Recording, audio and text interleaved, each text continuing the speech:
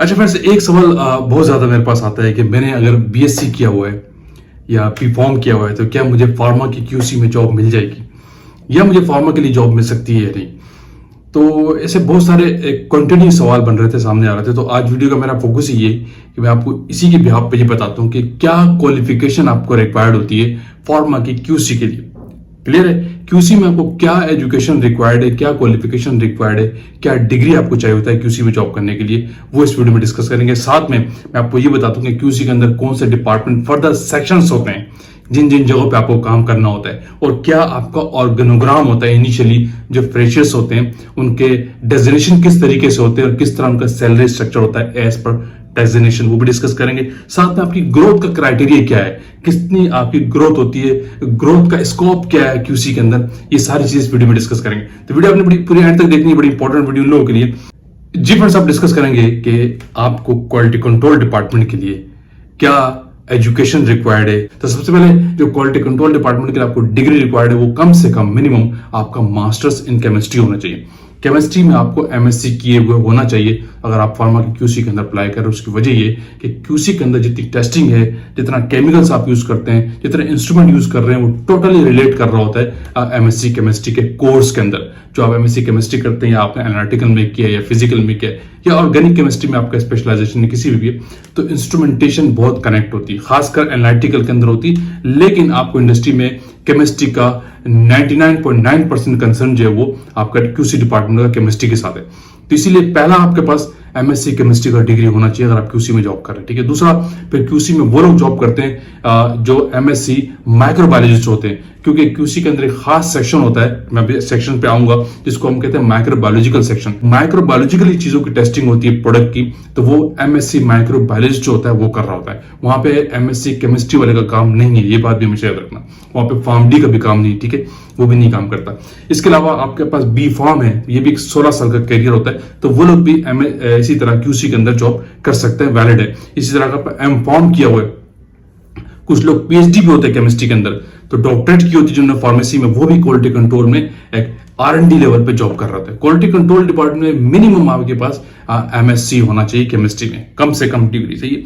इसके ऊपर आप जितनी भी हो तो और अच्छी बात। इसके अलावा जो कुछ लोग कहते हैं कि बीएससी तो मुझे जॉब मिल सकता है या नहीं, ये डिपेंड करता है ऑर्गेनाइजेशन में।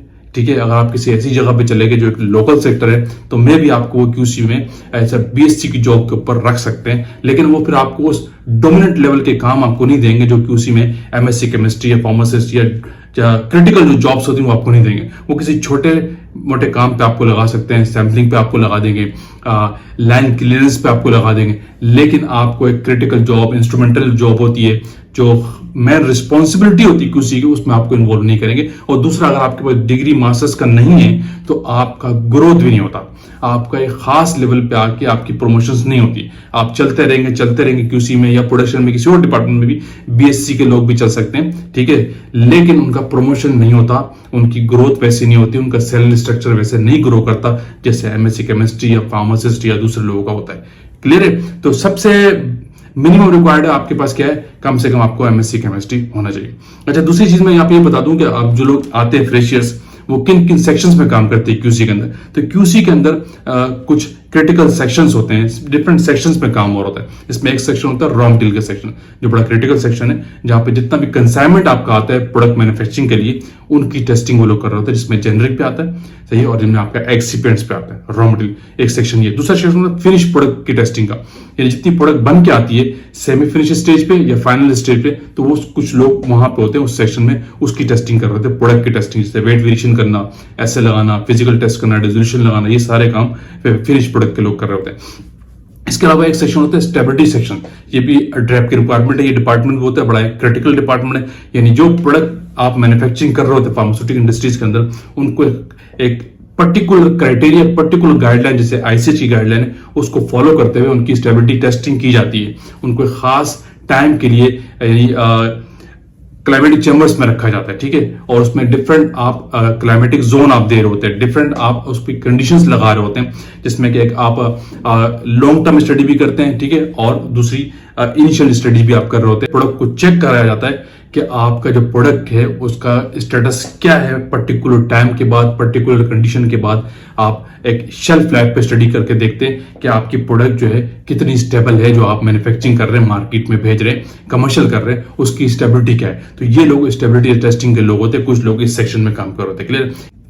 और एक और सेक्शन होता है क्यूसी के अंदर माइक्रोबायोलॉजी का सेक्शन। ये भी किसी जगहों पे डिफरेंट अलग डिपार्टमेंट होता है, यहाँ पे भी मैनेजर इंचार्ज अलग हो सकते हैं, लेकिन कुछ जगहों में ये अंडर क्यूसी ही काम कर रहा होता है। तो यहाँ पे सिर्फ एमएससी माइक्रोबायोलॉजी के लोग काम कर रहे होते हैं, इससे कम नहीं करते। अगर किसी ने यहाँ पे बीएससी लोग को हायर कर लिया है तो खास टाइम के बाद उनकी प्रमोशन नहीं होती, उनका लाइसेंस में भी इशू आ सकता है, क्योंकि लेबोरेटरी की रिक्वायरमेंट है, ड्राइव की रिक्वायरमेंट होती है कि कम से कम आपके लेबोरेटरी के अंदर एक माइक्रोबायोलॉजिस्ट होना जरूरी है जो एमएससी माइक्रोबायोलॉजी के अंदर हो। ठीक है, जो माइक्रोबायोलॉजिकली प्रोडक्ट की आपकी टेस्टिंग कर रहा होता है, बायोएसे लगाता है और फंगल ग्रोथ वगैरह चेक कर रहा होता है। ठीक है, ये सेक्शंस होते हैं बेसिकली क्यूसी कहते हैं। इन सेक्शंस में आप काम करते हैं जो फ्रेश लोग जाते हैं, डिपेंडिंग कि आपका एक्सपीरियंस क्या है। इनिशियली लोग इन्हीं सेक्शन में किसी न किसी स्टेज पे आपको इनिशियली रखा जाता है। इसके अलावा फिर डेजिग्नेशन की बात होती है, क्यूसी में पोजीशंस कौन सी होती है, जो एमएससी केमिस्ट्री करके फॉर्म डी करके बी फॉर्म करके आते हैं। तो क्यूसी के अंदर जो सबसे पहली पोजीशन होती है वो लैब एनालिस्ट की होती है। टर्म डिफरेंट हो सकती है, ठीक है, किसी जगह में